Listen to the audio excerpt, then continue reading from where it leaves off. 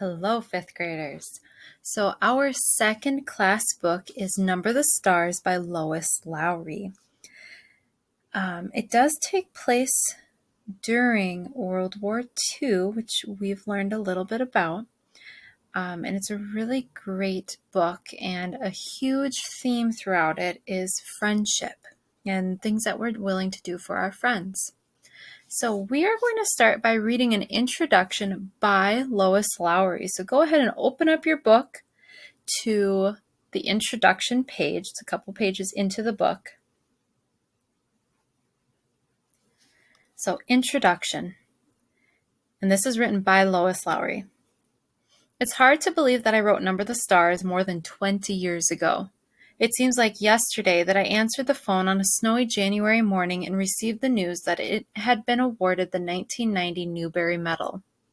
Most books published that long ago have faded into a pleasant, undisturbed retirement on dusty library shelves, or become an occasional topic for a research paper. But Number the Stars seems to have acquired its own long and vibrant life. Not a day goes by that I don't hear from a passionate reader of the book. Some of the parents who remember it from their childhood are now reading it with their own children. I think readers of every age match themselves against the protagonists of books they love. Would I have done that? They ask themselves as they follow a fictional character through a novel. What choice would I have made? And 10, the age of Anne-Marie and Number the Stars, and the approximate age of most of the book's readers, is an age when young people are beginning to develop a strong sense of personal ethics. They want to be honorable people. They want to do the right thing. And they are beginning to realize that the world they live in is a place where the right thing is often hard, sometimes dangerous, and frequently unpopular. So they follow a story about a girl their age, caught in a frightening situation, who must make decisions. She could take the easy way out. She could turn her back on her friend. As the readers of Number the Stars grow older and read other Holocaust literature, they'll find that many people in other countries, not Denmark, did just that. Young readers rejoice when Anne-Marie takes a deep breath, enters the woods, faces the danger, stands up to the enemy, and triumphs. When the book was newly published, it found its way into the hands and hearts of children who had read about but never experienced war. Now, sadly, I've heard from young readers who have lost a parent or an older brother in Iraq or Afghanistan. We all know how easy it is and how futile to blame and to hate. I think the history of Denmark has much to teach us all. The book has been published in many countries now, translated into countless different languages from Hungarian to Hebrew. Everywhere children are still reading about the integrity that a small Scandinavian population showed almost 70 years ago. Books do change lives, I know, and many readers have told me that Number the Stars changed theirs when they were young, that it made them think about both cruelty and courage. It was something that shaped my idea of how people should be treated, wrote a young woman recently, recalling her own fourth grade experience with the book. The Danish friend who originally told me the story of her childhood in Copenhagen in 1943 and who became the prototype for the fictional Anne-Marie is an old woman now. So am I. We both love thinking of the children reading the story today, coming to it for the first time and realizing that once, for a brief time and in a small place, a group of prejudice-free people honored the humanity of others. Lois Lowry. So you guys, this book, as Lois Lowry said, was awarded the Newbery Medal, which is a huge accomplishment for a novel to achieve, and this book was written over 20 years ago. And you may think, whoa, Missy, that was a while ago. I'm not sure I want to read an old book like that. I promise you this, you're going to really enjoy this book because it does go through a tough time in our world's history. You know, World War II and the Holocaust, there's a lot of hurtful things that happened during that time. But on the flip side of that, there were a lot of brave, heroic, and kind things that came out of it as well. So that's why we read it in fifth grade, is to learn about some of those more brave and kind things that people did during this time period to stand up for those whose voices could not be heard. So we are going to go ahead and start with chapter 1. Why are you running? I'll race you to the corner, Ellen. Anne-Marie adjusted the thick leather pack on her back so that her school books balanced evenly. Ready? She looked at her best friend. Ellen made a face. No, she said, laughing. You know I can't beat you. My legs aren't as long. Can't we just walk like civilized people? She was a stocky 10-year-old, unlike lanky Anne-Marie. We have to practice for the athletic meet on Friday. I know I'm going to win the girls' race this week. I was second last week, but I've been practicing every day. Come on, Ellen, Anne-Marie pleaded, eyeing the distance to the next corner of the Copenhagen street. Please? Ellen hesitated, then nodded and shifted her own rucksack of books on her shoulders. A rucksack is like a backpack. Oh, all right, ready, she said. Go! Shouted Anne-Marie, and the two girls were off, racing along the residential sidewalk. Anne-Marie's silvery blonde hair flew behind her, and Ellen's dark pigtails bounced against her shoulders. Wait for me, wailed little Kirsty, left behind, but the two older girls weren't listening. Anne-Marie outdistanced her friend quickly, even though one of her shoes came untied as she sped along the street called Osterbrogade, past the small shops and cafes of her neighborhood here in northeast Copenhagen. Laughing, she skirted an elderly lady in black who carried a shopping bag made of string. A young woman pushing a baby in a carriage moved aside to make way. The corner was just ahead. Anne-Marie looked up, panting, just as she reached the corner. Her laughter stopped. Her heart seemed to skip a beat. Halt! The soldier ordered in a stern voice. The German word was as familiar as it was frightening. Anne-Marie had heard it often enough before, but it had never been directed at her until now. Behind her, Ellen also slowed and stopped. Far back, little Kirsty was plodding along, her face in a pout because the girls hadn't waited for her. Anne-Marie stared up. There were two of them. That meant two helmets, two sets of cold eyes glaring at her, and four tall, shiny boots planted firmly on the sidewalk, blocking her path to home. And it meant two rifles, gripped in the hands of the soldiers. She stared at the rifles first. Then, finally, she looked into the face of the soldier who had ordered her to halt. Why are you running? The harsh voice asked. His Danish was very poor. 3 years, Anne-Marie thought with contempt. 3 years they've been in our country, and still they can't speak our language. I was racing with my friend, she answered politely. We have races at school every Friday, and I want to do well, so I... Her voice trailed away, the sentence unfinished. Don't talk so much, she told herself. Just answer them, that's all. She glanced back. Ellen was motionless on the sidewalk, a few yards behind her. Farther back, Kirsty was still sulking and walking slowly toward the corner. Nearby, a woman had come to the doorway of a shop and was standing silently, watching. One of the soldiers, the taller one, moved toward her. Anne-Marie recognized him as the one she and Ellen always called in whispers the giraffe, because of his height and the long neck that extended from his stiff collar. He and his partner were always on this corner. He prodded the corner of her backpack with the stock of his rifle. Anne-Marie trembled. What is in here? He asked loudly. From the corner of her eye, she saw the shopkeeper move quietly back into the shadows of the doorway, out of sight. School books, she answered truthfully. Are you a good student? The soldier asked. He seemed to be sneering. Yes. What is your name? Anne-Marie Johansson. Your friend. Is she a good student too? He was looking beyond her, at Ellen, who hadn't moved. Anne-Marie looked back too and saw that Ellen's face, usually rosy-cheeked, was pale, and her dark eyes were wide. She nodded at the soldier. Better than me, she said. What is her name? Ellen. And who is this? He asked, looking to Anne-Marie's side. Kirsty had appeared there suddenly, scowling at everyone. My little sister. She reached down for Kirsty's hand, but Kirsty, always stubborn, refused it and put her hands on her hips defiantly. The soldier reached down and stroked her little sister's short, tangled curls. Stand still, Kirsty, Anne-Marie ordered silently, praying that somehow the obstinate 5-year-old would receive the message. But Kirsty reached up and pushed the soldier's hand away. Don't, she said loudly. Both soldiers began to laugh. They spoke to each other in rapid German that Anne-Marie couldn't understand. She is pretty like my own little girl, the tall one said in a more pleasant voice. Anne-Marie tried to smile politely. Go home, all of you. Go study your school books, and don't run. You look like hoodlums when you run. The two soldiers turned away. Quickly, Anne-Marie reached down again and grabbed her sister's hand before Kirsty could resist. Hurrying the little girl along, she rounded the corner. In a moment, Ellen was beside her. They walked quickly, not speaking, with Kirsty between them, toward the large apartment building where both families lived. When they were almost home, Ellen whispered suddenly, "I was so scared." "Me too," Anne-Marie whispered back. As they turned to enter the building, both girls looked straight ahead toward the door. They did it purposefully so that they would not catch the eyes or the attention of two more soldiers who stood with their guns on this corner as well. Kirsty scurried ahead of them through the door, chattering about the picture she was bringing home from kindergarten to show Mama.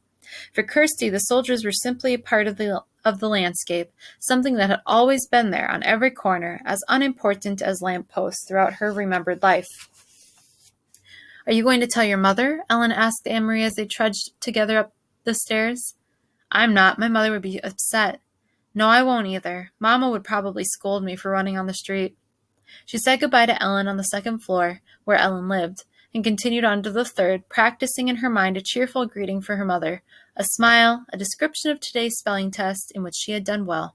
But she was too late. Kirsty had gotten there first. "And he poked Anne-Marie's book bag with his gun, and then he grabbed my hair," Kirsty was chattering as she took off her sweater in the center of the apartment living room. "But I wasn't scared. Anne-Marie was, and Ellen too, but not me." Mrs. Johansson rose quickly from the chair by the window where she'd been sitting. Mrs. Rosen, Ellen's mother, was there too, in the opposite chair. They'd been having coffee together, as they did many afternoons. Of course, it wasn't really coffee, though the mother still called it that. Having coffee. There had been no real coffee in Copenhagen since the beginning of the Nazi occupation. Not even any real tea. The mother sipped at hot water flavored with herbs. "Anne-Marie, what happened? What is Kirsty talking about?" her mother asked anxiously. "Where's Ellen?" Mrs. Rosen had a frightened look. "Ellen's in your apartment. She didn't realize you were here," Anne-Marie explained. "Don't worry. It wasn't anything. It was the two soldiers who stand on the corner of Osterbrogade. You've seen them. You know, the tall one with the long neck, the one who looks like a silly giraffe?" She told her mother and Mrs. Rosen of the incident, trying to make it sound humorous and unimportant, but their uneasy looks didn't change. "I slapped his hand and shouted at him," Kirsty announced importantly. No, she didn't, Mama," Anne-Marie reassured her mother. "She's exaggerating, as she always does." Mrs. Johansson moved to the window and looked down to the street below. The Copenhagen neighborhood was quiet. It looked the same as always, people coming and going from the shops, children at play, the soldiers on the corner. She spoke in a low voice to Ellen's mother. "They must be edgy because of the latest resistance incidents. Did you read in De Vrije Dansk about the bombings at Hillerød and Nørrebro?" Although she pretended to be absorbed in unpacking her school books, Anne-Marie listened, and she knew what her mother was referring to.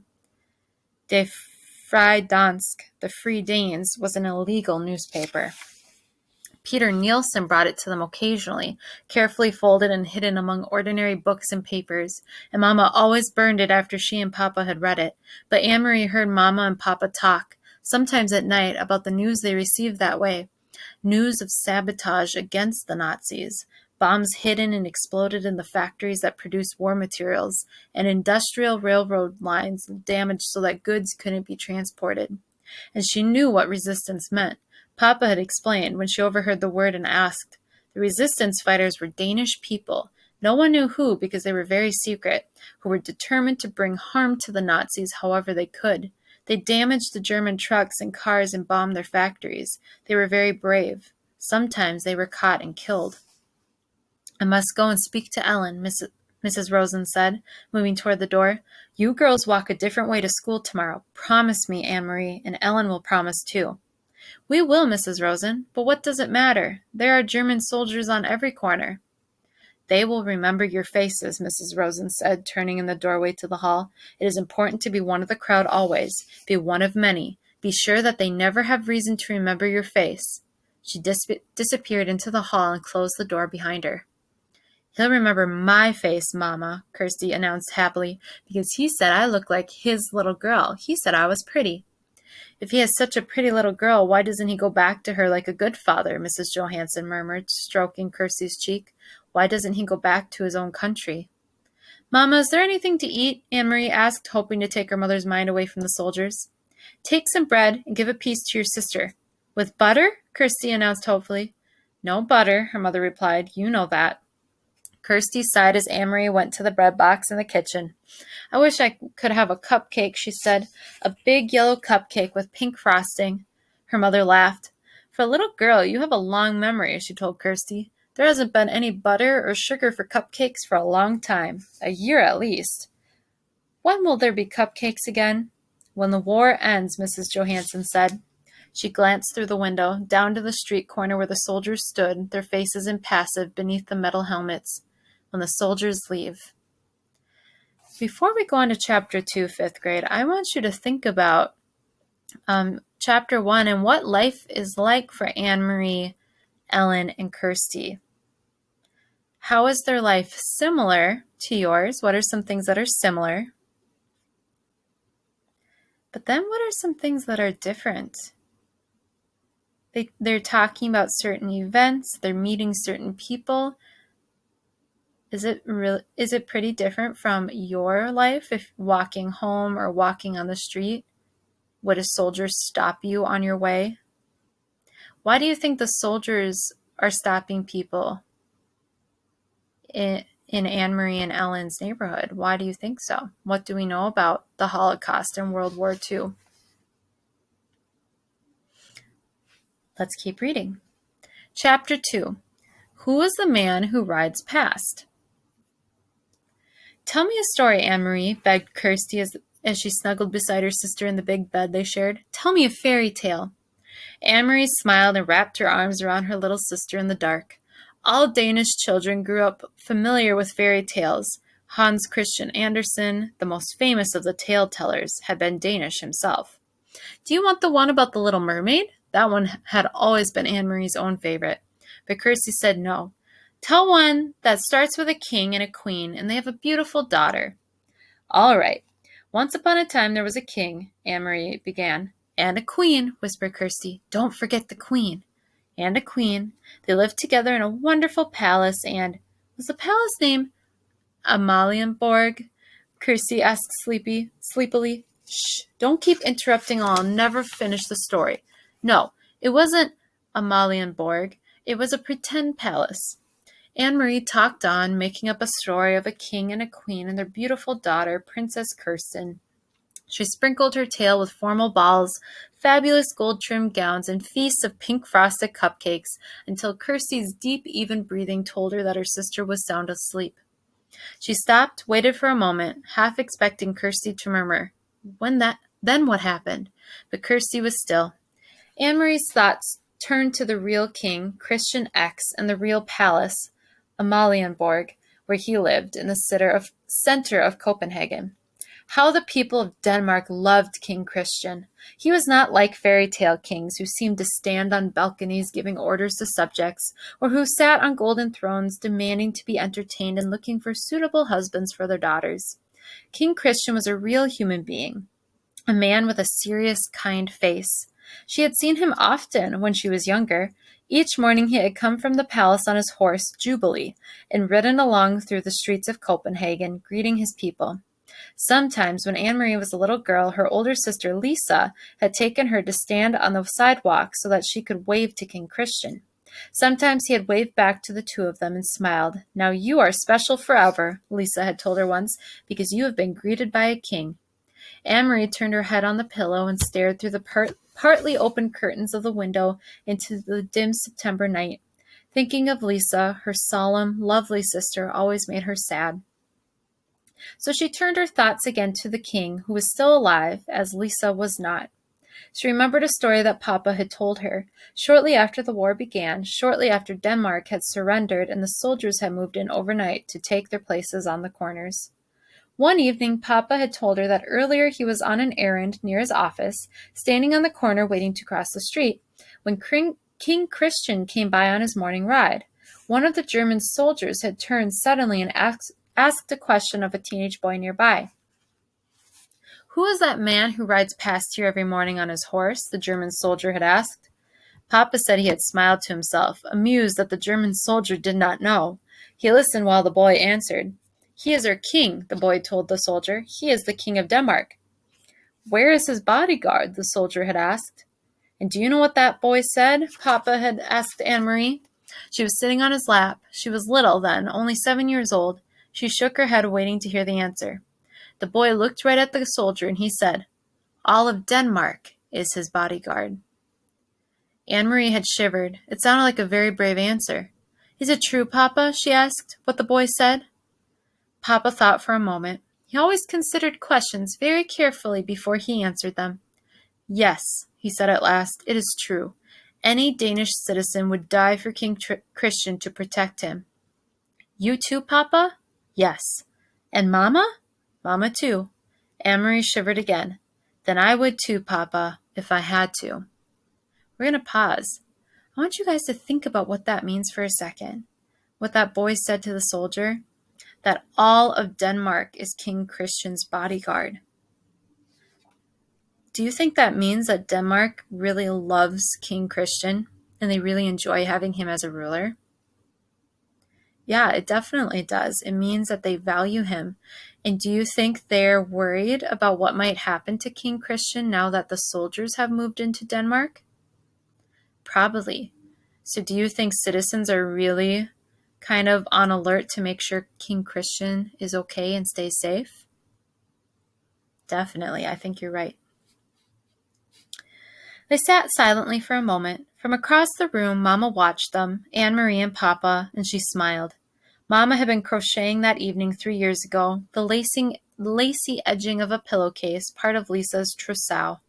Her fingers moved rapidly, turning the thin white thread into an intricate, narrow border. Lisa was a grown-up girl of 18 then, about to be married to Peter Nielsen. When Lisa and Peter married, Mama said, Anne-Marie and Kirsty would have a brother for the very first time. "Papa," Anne-Marie had said finally into the silence, "sometimes I wonder why the king wasn't able to protect us. Why didn't he fight the Nazis so that they wouldn't come into Denmark with their guns?" Papa sighed. "We are such a tiny country," he said, "and they are such an enormous enemy. Our king was wise. He knew how few soldiers Denmark had. He knew that many, many Danish people would die if we fought." "In Norway they fought," Anne-Marie pointed out. Papa nodded. "They fought very fiercely in Norway. They had those huge mountains for the Norwegian soldiers to hide in. Even so, Norway was crushed." In her mind, Anne-Marie had pictured Norway as she remembered it from the map at school, up above Denmark. Norway was pink on the school map. She imagined the pink strip of Norway crushed by a fist.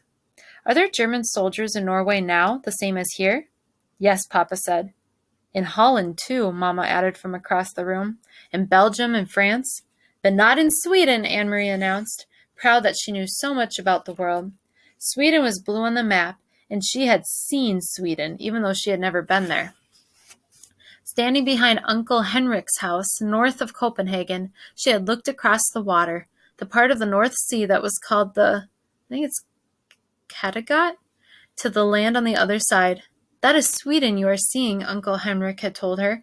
"You are looking across to another country." "That's true," Papa had said. "Sweden is still free." And now 3 years later, it was still true, but much else had changed.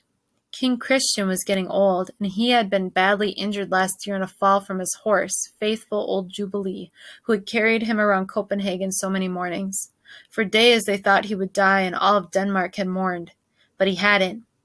King Christian, and I say King Christian X, I think it's actually King Christian X, was still alive. It was Lisa who was not. It was her tall, beautiful sister who had died in an accident 2 weeks before her wedding. In the blue carved trunk in the corner of this bedroom, Anne-Marie could see its shape even in the dark, were folded Lisa's pillowcases with their crocheted edges, her wedding dress with its hand-embroidered neckline, unworn, and the yellow dress that she had worn and danced in, with its full skirt flying, at the party celebrating her engagement to Peter. Mama and Papa never spoke of Lisa. They never opened the trunk. But Anne-Marie did, from time to time when she was alone in the apartment. Alone, she touched Lisa's things gently, remembering her quiet, soft-spoken sister who had looked forward so to marriage and children of her own. Red-headed Peter, her sister's fiancé, had not married anyone in the years since Lisa's death. He had changed a great deal. Once he had been like a fun-loving older brother to Anne-Marie and Kirsty. teasing and tickling, always a source of foolishness and pranks. Now he still stopped by the apartment often, and his greetings to the girls were warm and smiling, but he was usually in a hurry, talking quickly to Mama and Papa about things Anne-Marie didn't understand. He no longer sang the nonsense songs that had once made Anne-Marie and Kirsty shriek with laughter, and he never lingered any more. Papa had changed too. He seemed much older, and very tired, defeated. The whole world had changed. Only the fairy tales remained the same. And they lived happily ever after, Anne-Marie recited, whispering into the dark, completing the tale for her sister who slept beside her, one thumb in her mouth. All right, 5th grade, that's where we're going to stop today. I want you to think about why Peter, Anne-Marie's older sister, Lisa's fiance, why he has changed since Lisa died. All right, you guys have a great day.